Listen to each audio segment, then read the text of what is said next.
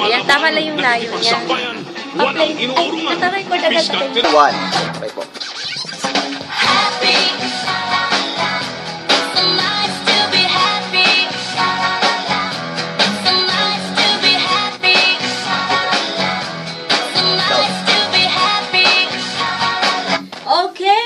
Happy morning po mga mahal nating tagapakinig sa ating programang Shopper's Talk. Araw ng linggo, eto na naman po tayo. Para sa mga mahilig mag-shopping dyan, kasama natin dyan si Jet. Good morning, ate. Happy morning sa iyo, Jet. Talaga naman, pagdating sa shopping, mukhang gustong-gusto mo, ha? At ano bang nais mong bilhin sa araw na ito? Halimbawa, may nag-invite sa'yo. Ayan, sombrero daw. Pero gusto mo regalo, ano? Oh, hala, yung mga mahilig mag-shopping po dyan. Isama niyo po si Jet Hilario, itong aming masipag sa kasama dito sa Hanap Buhay. At syempre si Bob, isama na rin natin. Yung ating engineer na masipag din. Si EP. Oo, EP natin. Na kung saan talaga naman pong wala na pong katulad yan. Sa lahat ng mga radio station, no? Diba? Pinagbalaki talaga. Totoo naman po, talagang dito lamang yun sa Radyo Aguila. Makikita nyo ang mga masisipag na mga komentarista, yung ating mga nasa technical side, andyan yung ating sa production, at masipag na mga nagagandahan at nagwagwapuhan pa. Pagdating sa kagandahan, wala nang hihigit pa kay Miss Bel Sorara.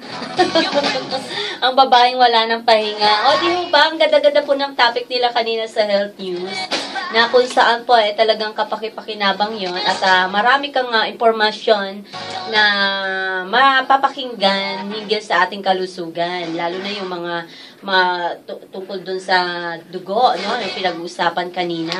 At totoo naman po yung mga topic na yon na binanggit at maraming mga magaganda na dapat nating pag-ingatan. At paano natin na maiingatan ang ating kalusugan.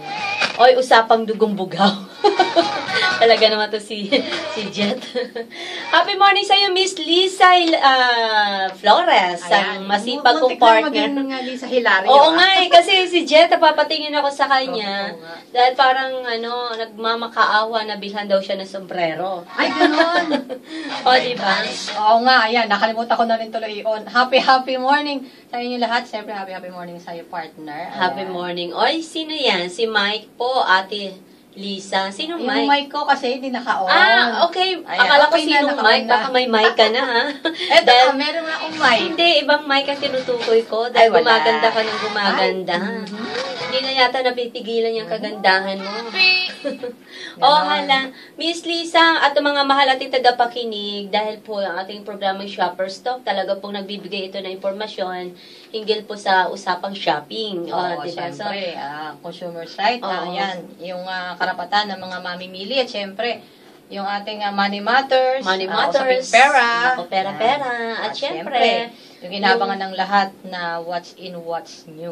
Ano na naman kayang bago mo ngayon, Miss Lisa? Bigyan mo kami ng konting tip kung ano. Ano ito doon sa mga, hindi natin masasabing health conscious, kundi figure conscious. Gusto ko dyan. Gusto ko yan. Para tayong gusto natin. Lalo yung mga tumataba na ngayon, parang gano'n, aray ko naman. Lalo na katatapos lang ng nagdaang holidays kung saan gabi-kabila ang kainan, di ba? Tama. At it's about time. Tama. At para sa ating price alert mamaya, nandiyan ba si Sir Ed? Si Kuyang Ed, yung ating masipag na palengke man, ay nasa Arangke Market ngayon. Alamin natin kung ano na po ang mga presyo na bilihin doon. Okay po, mga mahal nating taga-pakinig sa ating programang Shopper's Talk. Talaga pong walang alisan at huwag nyo na pong ilipat ang inyong talapihitan ng inyong radyo dahil marami po kayong mapapakinggan ngayon ng mga kapakipakinabang hinggil sa pag-shopping. Ayan.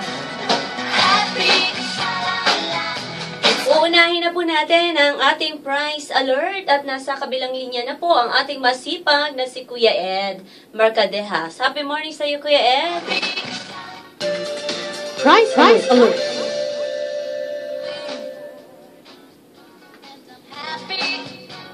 Kuya Ed!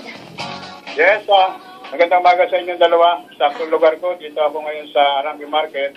Ito'y para doon sa hindi nakakaalam, ito'y solar corner ng T. Alonso dito sa Santa Cruz, Maynila. Ayan. Sa natin sa presyo ng mga gulay nila, ang broccoli napakataas, 100 ng kilo. Ang patola, ito ay 50 naman. Ang cauliflower, mababa, 40. At yung repolyo, tumaas, nasa 60 na ngayon ng kilo. At yung pechay Tagalog ay 40. Pechay Baguio, 60. Yung sayote, 30. Tumaas din yan. At yung talong, napakataas, 80 ngayon ang kilo. Lalo naman ang patatas, 100 ng kilo. At yung ampalaya, 80. Ang karot sa pipino, pareho naman sa 50. At yung mga barikado, yung sibuyas na puti, 50, mataas ang sibuyas na pula, ay 100 naman ang kilo, kamatis 30, at yung bawang 80. At dito tayo makakatagpo ng paglaking mga isda. At sa nanilibot natin mga palengke dito sa Maynila, na iba talaga itong arande.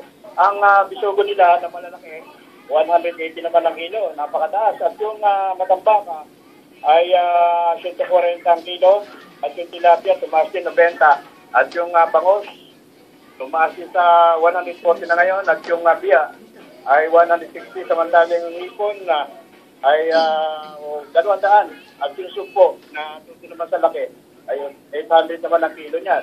At yung pusit, 200. Ang alimasag ay 380 ang kilo. Yung isang espada ay 180. Yung bakuko, isang uri din na isda ito, ay 180 din. At yung pampano naman ay 280 ang kilo. Sa kanya Kayong Ed. Yes. Kasi hindi ako malimit bumili ng isda sa palengke. Ayan, ano yung pampano? Oo nga, no? Pampano, ano ba yan? Itsurang kwan din Itsurang talakito. Okay. Ano yan, tabang o alat? Ay, alat yan. Okay, mukhang masarap. Siguro magdala ka ng sample. Nakatikim ka na ba niyan, Kuyang Ed? Masarap ba yan? Masarap to. Ayun. Okay. Parang itsurang tapsak nga na isinong pinalaki. Ayan. Na itsura niya. Kasi hindi lahat kasi ng isda alam ko ang pangalan eh. Alam ko lang ang itsura. Ayan, sige. Pero gusto ko yung espada, may ispadahin tayo. Mahaba yung isda na yun, di ba? Mahaba. Oo.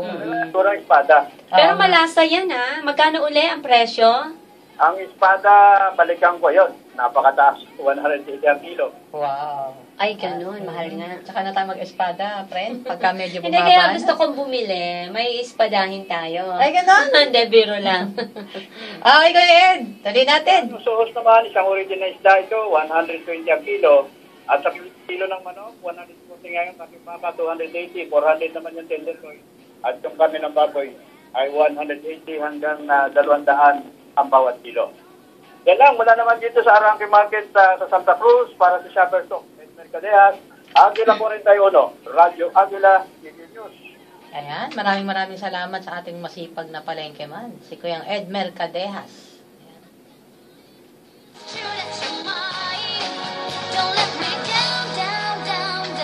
Okay, huwag tayong mag-alala sa ating mga presyo ng ating bilihin na nabanggit po ng ating masipag na reporter na si Ed Mercadejas dahil lahat naman po may iba-iba pang paraan para makabili tayo ng mas mura.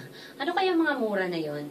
No, halimbawa, talagang sobra yung kagipitan, hindi na natin na ultimo isang kalahating or 1/4 na kilo ng isda, hindi natin kayang bilhin, ay may mga bagay naman na alternatibo na mas healthy at mas talagang mura. Siguro gagastos ka lang ng 20 pesos. Tsaka hindi, Naniniwala ka ba alam doon, mo friend, Miss Lisa? pagka nasa palengke ka, kung halimbawang kapos yung budget mo, o kaya kung yung gusto mong bilhin, yung kumbaga yung nakaplano mong bilhin, mahal pala ang presyo. Dito na lang tayo sa mas mura. Pwede na rin yung Kasi itlog. di ba hindi naman Hindi, sabay-sabay na tumataas ang presyo ng isda ng mga karne. Minsan mayroong mababa, mayroong mataas. Maraming mura. 6 pesos lang naman yung itlog. Oo nga. Busog ka na, healthy pa. Talbos ng kamote. Correct. Magkano lang yung isang tali. Steam mo lang siya. Importante kasi malagyan ng laman yung ating tiyan. Tama. Na hindi naman basta po nakamura tayo, pero yung mga kinakain naman natin ay hindi healthy. So, baka nairaos nga natin yung gutom, pero Nagkasakit naman tayo. nagkasakit naman po Oo, tayo. Kasi meron tayong ipinasok sa katawan natin Na hindi po. Oo, hindi maganda. Hindi maganda. Ayan. Okay. Tapos ganun din, friend. Kung ano yung napapanahon, iyon ang bilhin natin kasi kung ano yung napapanahon, iyon ang mas mura. Happy morning sa iyo, Denzel Gonzales. Sana gumaling ka na ng aking baby na malaki na. Magpagaling ka. Opo. Ma, paano daw po maalalak yung bahay? Kasi po, mauna po ako umalis. Ayan. Magsha-shopping sila. Okay. Hindi, ilak mo lang to dance, in-announce no? Huwag na pa may, baka yung magnanakaw dyan. Hanapin pa yung bahay ko. Basta yung mga lock dyan, ilak mo na. Oo, lahat ng dapat ilak dyan, ilak mo na. Ilak mo na dance. Ganun Oo, lang para yun. sigurado. Ay, pinabati ko muna ha. Sandali, nakikinig yung mga taga-Alpha and Omega natin dyan. Lalong-lalo na po yung bidang-bidang babae dyan na kapatid ni, ni, sino to? Ate Nida, sino yung kapatid mo? Ayan, na nasa nakalimutan. Bulaga. Yung Sikat, yung komedyante, yung medyo mataba. Yung laging sinasampal. Yung mataba, yung cute. Ate Nida, ano ba pangalan ng kapatid mo? Ayan na. Sige na, yan na nga. Naging Ulyanin. At saka si, Happy morning na lang. Oo, mga taga-Anggona Rizal dyan, sa Alpine Omega. Okay. Sa inyo pong lahat, pakitext sa aming hotline number. Ano ba yung number natin? Ayan, yung 0942 ating hotline number is 0942-833-1062. At kung meron kayong landline, pwede rin kayong tumawag sa 784-7454. At syempre, pwede rin tayong mapakinggan live via live streaming sa www.eaglenews.ph o kaya ay sa www.ustream.tv/radio-agila. At kung gusto nilang bumisita at makita tayo ng personal, ayan. Pwede rin. Pumunta kayo sa aming building, EBC Building number 25, Central Avenue, Barangay Culiat, Quezon City. Alam mo ba, friend, last Friday, Remy, pumunta ka na rin dito, ha? Mabanggit ko lang, last Friday, wala ka dito. Ba't wala ka dito? Fans Day ng EBC. Oo, diba? nandun ako, nag-aariba-ariba. Ang dami-daming fans, nakakatuwa. Hindi, wala naman akong fans. Well, meron yan. Kami lang photo op. Ayan, maraming salamat sa lahat ng mga fans na nagpunta. O, ikaw nang bumati dyan, di ako pwede. Oo, nga, siyempre. Bago tayo pumunta dun sa ating Consumers' Rights segment, ay babati muna tayo ng happy birthday to Mama Christina Tenny Manalo at kay Sir Rene Panusilio, kay Sir Dan Orosa at siyempre kay Sir Rualdo. Ayan, happy birthday po sa inyong lahat ngayong araw na ito. At siyempre belated happy birthday din po to Tatay Rudy Celestial ng Bangkal, Maccabi. May naghanap daw sa akin. Totoo yun. Marami naghanap. Ang dami naghanap kay Ma'am Horizon ng Friday. Ang sabi niya, siyempre, fans day siya. Magkakaroon sila ng chance na makita yung kanilang mga naririnig sa radyo. Hindi ako sanay. Talagang nasa radyo lang tayo nakatago. Oo, ayan, di ba? Sabi ni Jet, nag-picture ang mga fans last Friday. Ay, nakakainis. O, di ba? Ikaw kasi. Hindi, nahiya ako bigla.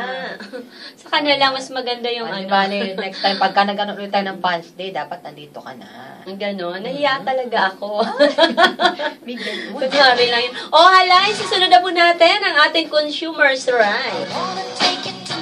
Consumers' Right.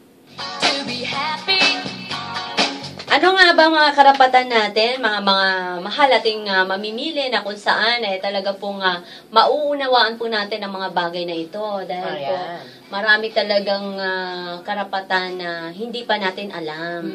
Alam mo, friend, itong ating ibibigay sa kanilang Consumers' Right, ito ay naibigay na natin, kung di ako nagkamali, ay November or December last year. Kaya lang maraming nagre-request na ulitin daw natin kasi yung iba hindi nga nila inabot or yung iba naman matatapos na. Hindi, kasi ganito yun. Kaya hindi nila nailista. Opo. Pag meron po kayong nakaligtaan or hindi nyo kayang habulin o hindi nyo ma-note yung mga importanteng mga impormasyon dito po sa Shopper Stock, lalo na ang Consumers' Right po natin, mag-like kasi kayo sa Facebook namin ni Miss Lisa, yung Shopper Stock. At naroon po yung video namin from YouTube na kung saan po talagang mapapakinggan nyo pa ulit. Makikita nyo kasi lahat doon ng mga tinalakay namin na ngayong araw na to. Halimbawa, ayan, makikita nyo siya doon. At doon, makikita nyo lahat ng informasyon na tinalakay namin. So, yun. Okay, kasi talagang napakahalaga po itong ating topic na ito, hinggil po sa ating Consumers' Right, yung sa barcode. Yung paano, kasi tanggapin na natin ng totoo, Miss Horizon, hindi lahat tayo ay alam kung paano basahin ang barcodes. At hindi rin lahat ng namimili. Kasi binabaliwala lang ito. Kasi nakikita nila pero hindi iniintindi. Totoo naman, isa na rin ako Oo. doon. Mahilig tayong mag-groceries at kung namimili po tayo, hindi natin pinapansin itong barcodes Yes. na ito. Basta yung maganda lang sa paningin natin, yun ang tinitingnan natin. At yung nakikita naman natin sa mga groceries, yung pangangailangan lang natin, basta dampot-dampot tayo ng Ito dampot. kailangan ko to. Yung mga nasa Oo. listahan. Yun, Tapos, yun na yun. ay, may sulat Japanese lang. Akala mo, from Japan na. May sulat, parang plug lang ng USA. Akala mo, from USA na. May sulat from kung ano nang tatak. Yung pala po ay hindi pala totoo ang mga yon. Dahil ang dapat tingnan ng ating mga mamimili, Miss Lisa, yung barcodes po talaga. So, dito po, hindi makapagsinungaling itong po mga produktong ito kung saan po nanggagaling bansa. Diba? So, Kaya, dapat, at yung bibili tayo, ano man ang bibilhin natin, sa mga grocery man yan, o kahit na sa mga public markets, kasi ba sa mga public markets, meron din dyan mga mini groceries, o kahit doon sa mga malalaking groceries, huwag natin kakalimutang tignan yung barcodes na nasa likod niyan. At hindi lang basta titignan, kailangan alam nating basahin para makasiguro tayo na yung pinagmulan niya, talagang doon talaga siya nanggaling at genuine siya. tama. At huwag baliwalain yan, Miss Lisa, mga mamimili natin. Dahil po, sayang naman po yung ating binabayaran, no? At akala natin, from USA, Japan, at kung mga saang galing malalaking bansa nang galing, proud na proud ka pa, na akala mo imported talaga at nabilhan, tawag dito, napamahal ka pa. Yung pala po, fake pala yun. Galing lang yun kung ang masakit saan doon. maliliit na bansa. Ayan. So, ito, napakalagang intindihin natin. Okay. At kagaya nga niya, pag halimbawang nandoon na tayo sa supermarket at meron nga tayong nakita, halimbawa may bili tayong produkto, nakita natin na, halimbawa, sabihin na natin, made in Taiwan, tapos malalaman natin na China lang pala siya. Pero akala natin ay Taiwan. Kasi nga, hindi natin alam kung paano basahin yung mga barcodes na nandoon sa mga pakete niyan. Pero, Miss Lisa, kasi, di ba, tinatalagay nga natin kung paano tayo makatipid, ano ho. Pero po, sa totoo lang, kapag po ay napeke tayo sa isang produkto, mas lalo po tayong napamahal. Correct. Kasi, yun na nga, akala mo mumurahin, pero... Akala natin mamahalin. No. Yung, kasi minsan tinitingnan, may iba kasi ayaw bumili ng mahal na. Yung mumurahin, na imported na. Sabi nga ganun. Pero po, imported to, pero mura. mura. Yung mga ganun klaseng style ng mga negosyante, mga pang-akit po kasi yan Pero po, kung wise po tayo mamimili, hindi po natin tinitingnan yon. Kundi tinitingnan natin yung kalidad ng produktong binibili po natin. Kasi may mga mumurahin na di kalidad pa rin po sila. Diba? Meron So, meron.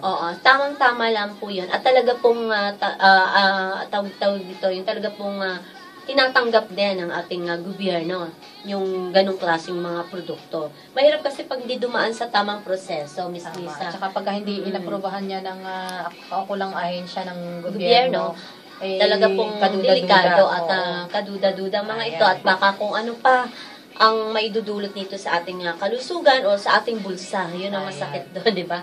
Okay. Pero friend, bago natin ituloy ang pagtalakay dito sa kung paano ang pagbasa sa ating barcodes, mag-break muna tayo. At ihanda na nila ang kanilang ballpen at papel. Ayan.